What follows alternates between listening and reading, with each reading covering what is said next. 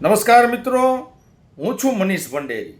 તાજેતરમાં જ કોંગ્રેસના નેતા લાલજીભાઈ દેસાઈ દ્વારા એક જાહેર કાર્યક્રમમાં સ્ટેજ ઉપરથી કલાકારોની વિરુદ્ધમાં એક નિવેદન આપવામાં આવ્યું હતું.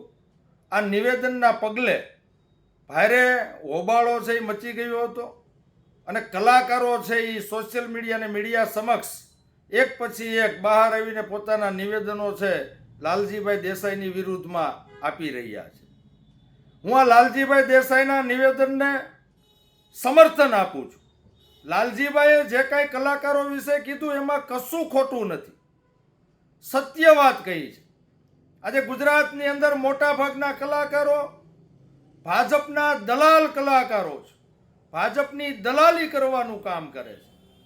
ભાજપ પક્ષના, ભાજપના નેતાઓના, ભાજપના માનીતા ઉદ્યોગપતિઓના જાહેર મંચ ઉપરથી વખાણ કરવા, આ દલાલીનું કામ નથી તો શું છે?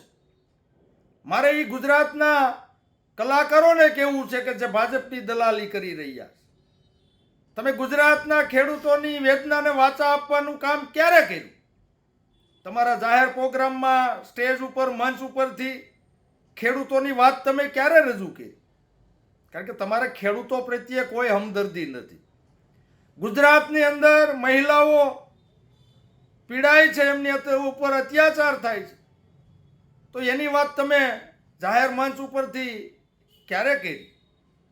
આજે ગુજરાતનો શિક્ષિત યુવાન નોકરી માટે, સરકારી નોકરી માટે દર ભટકી રહ્યો છે, તો યુવાનોના હિતમાં તમે પ્રોગ્રામમાં કે તમારા ડાયરાના મંચ ઉપરથી ક્યારે વાત કરી?